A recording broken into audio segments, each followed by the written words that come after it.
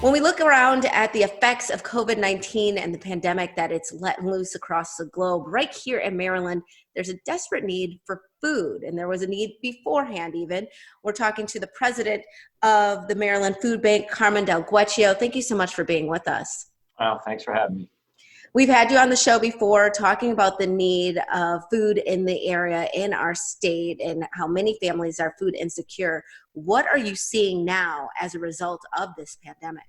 Yeah, so going in, a lot of people didn't realize already 1 in 9 Marylanders were food insecure. Now those numbers are really on steroids. We really have seen tremendous amount of demand over the last month as more and more people are, dealing with job losses and other challenges brought on by this pandemic. So our demand has gone up significantly. And rapidly. I mean, what I read, and correct me if I'm wrong, food demand has doubled in the last 3 weeks alone. In the last 3 weeks, yeah. So literally overnight, right? As soon as this thing broke, I think things started happening pretty quickly out there, and that came direct. We saw the direct impact of that. So yeah, we're literally doubling in the last 3 weeks. The numbers are really mind-blowing. Talk about how much food you've actually distributed in the last month or so.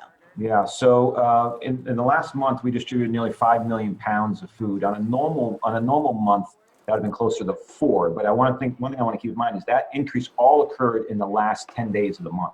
So most of March was a relatively normal month until the news really started to break, some of the stay-at-home and governor's orders that came out. So all that increased demand really occurred over the last couple of weeks in March, and it's continued to extend into April. And at the same time that you are experiencing this increased demand, you normally rely on donations, and those donations aren't coming in the way that they were because of the pandemic. Is that correct? Right, that's it. So there's the other part of the perfect storm is that anybody who's been to a grocery store sees what those shelves look like. There's not a lot of excess product. Typically, with 75% of the food we distribute would be donated. Now, I would say less than 10%. So we are having to buy all that extra food to not only fill that percentage gap, but then also fill the increased demand. Well, I know our station, WMAR, has now partnered with the Maryland Food Bank to try and help meet those needs and the demand. Can you talk a little bit more about that campaign and that joint partnership?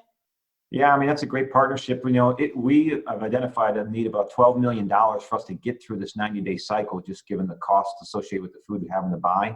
Mm-hmm. And so partnerships like this allow us to really elevate our mission and our story and the need that exists, and hopefully we can bring more folks into the fold. Using this virtual food drive is a great way to do that because they can see directly where some of the dollars might go and some of the responses that we're trying to build for this COVID pandemic.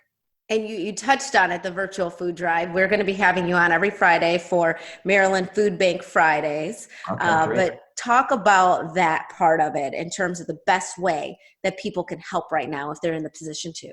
Yeah, financially support is really the biggest need right now. As I said, we think there's a $12 million gap over the next 90 days to buy the amount of food we need. So anybody's ability to provide, whether it's $1 or larger, every dollar counts. And because it allows us to continue to be aggressive in our purchasing. The supply chains have gotten really tight. The timelines are extending. So if we don't buy now, we won't have food 6 weeks from now. And so every dollar allows us to continue to stay focused on that. Okay, so how should our viewers go about helping? Because that is something that we can do from our homes right now. Should we just go online? Yeah, go online, mdfoodbank.org, and you'll be able to see various ways in which you can support our mission. And so I do appreciate the opportunity to talk about that. Thank you. All right, Carmen DelVecchio, thank you so much for being here, and thank you for all the work that you are doing for our families here in Maryland. And we'll be right back with more Midday Maryland right after this. Stay tuned.